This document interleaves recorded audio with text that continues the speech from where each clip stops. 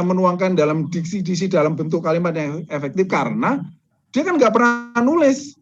Dia nulis baru 3 kali. Satu pertama kali skripsi, S1, yang kedua tesis, dan itu pengalaman teman saya dibuatkan orang lain, dan ketika S3 udah lulus, juga dibantu orang lain, udah lulus, begitu membuat kalimat nggak efektif.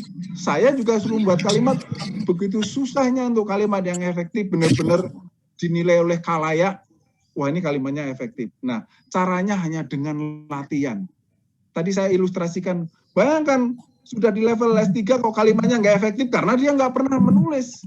Tadi nulisnya hanya 3 kali, skripsi, yang kedua disertasi, yang ketiga tesis, yang ketiga disertasi, 3 kali nulis. Sudah jadi dokter, tapi suruh buat tulisan, Pak ini tolong dibuatkan tulisan Bapak sebagai dokter, besok pagi dikumpulkan 25 halaman dalam satu malam aja belepotan.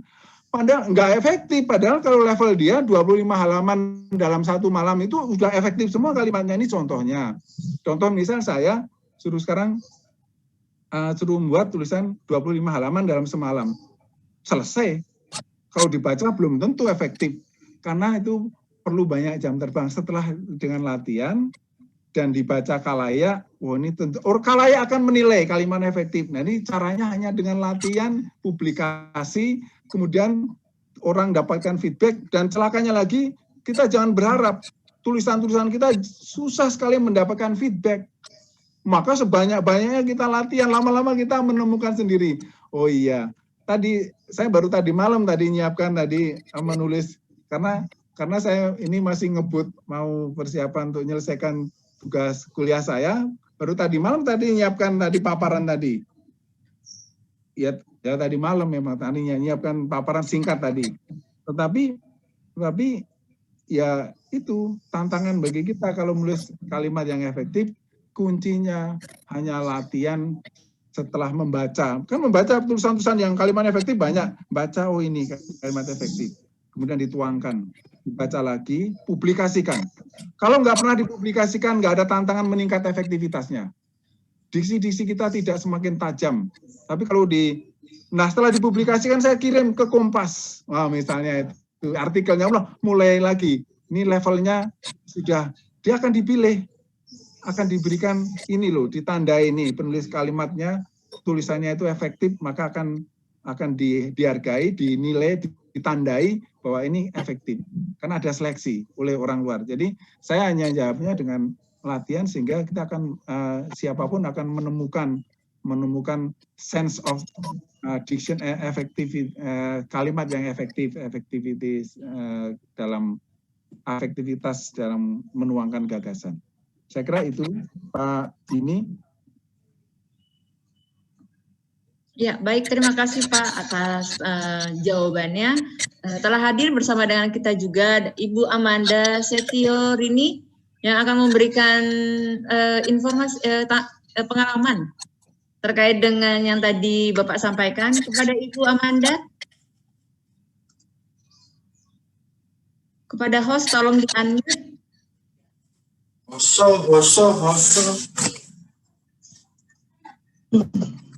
Ya, Ibu Amanda.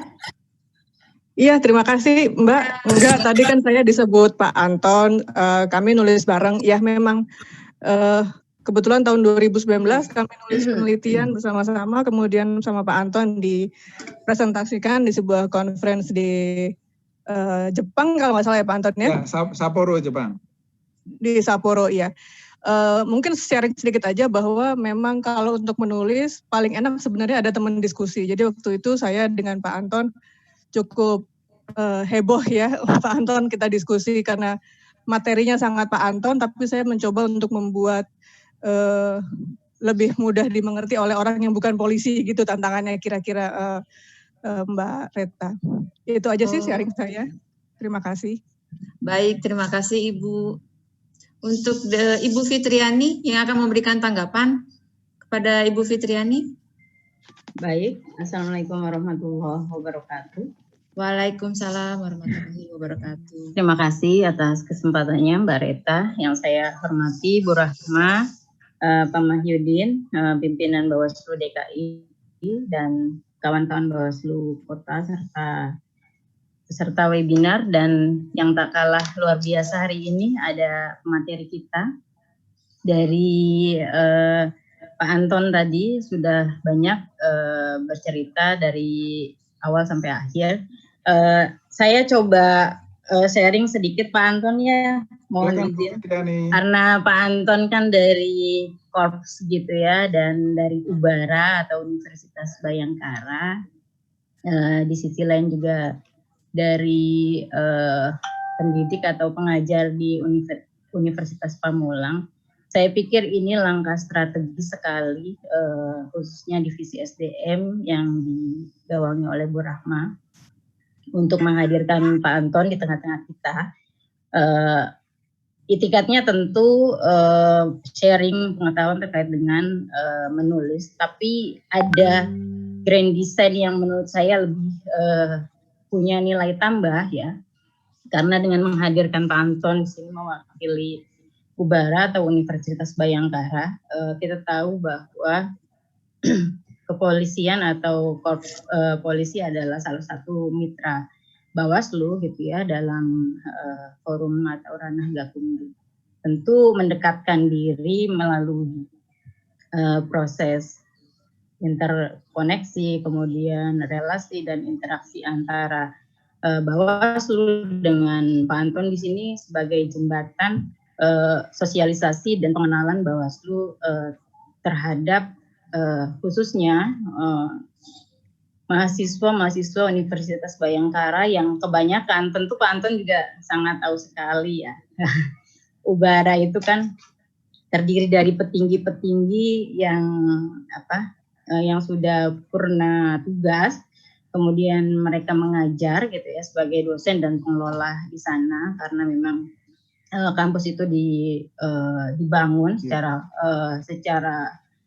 holistik dan secara historis itu peran serta dari Korps Kepolisian. Dan yang paling menarik yang membedakan Ubara dengan atau Universitas Bayangkara, khususnya Ubara Jaya, kan ada dua ya, Ubara Jaya dengan Bekasi gitu ya. Di Bekasi banyak kelas-kelas yang reguler dan non reguler kehargawan. Tapi yang membedakan di sini Ubara dengan universitas lainnya adalah kebanyakan mahasiswa di Ubara yang mengambil program karyawan atau kelas karyawan itu adalah para polisi yang tentunya tidak hanya para polisi, banyak unsur politikus di situ. Khususnya mungkin Pak Anton juga sangat tahu sekali kelas-kelas yang diisi oleh beberapa mahasiswa di kelas hukum khususnya itu diisi beberapa unsur dari tidak hanya kepolisian, dari kejaksaan, mahasiswa yang juga bekerja di kejaksaan, kemudian juga mahasiswa yang juga ternyata adalah para supporter dan tim sukses di tingkat tidak hanya di level provinsi tapi nasional, itu ada semua di kelas hukum Ubara. Jadi relativitas saya senang sekali ketika membaca desain kegiatan Bu Rahma ini ya, bahwa ada keterkaitan Bawaslu dengan Pak Anton di sini menjadi jembatan terkait dengan sosialisasi Bawaslu, khususnya dalam konteks Universitas Ubara di Ubara Jaya, itu mahasiswa Ubara Jaya bisa lebih mendekatkan diri dengan Bawaslu. Karena beberapa mahasiswa dulu pernah saya mengajar di sana di umur 27 tahun. Saya memang lebih muda daripada mahasiswanya gitu ya Pak Anton. Karena mahasiswanya itu mulai dari level polisi yang berdinas di kecamatan, Polres, sampai Polda, hingga sampai Mabes gitu. Sampai ada juga mahasiswa S3 dari UI yang sudah doktor mengambil S1 di hukum Ubara. Jadi Ubara tuh luar biasa ya. Menurut saya itu yang bedanya Ubara dengan yang lain. Kemudian Pamulang juga menjadi salah satu kampus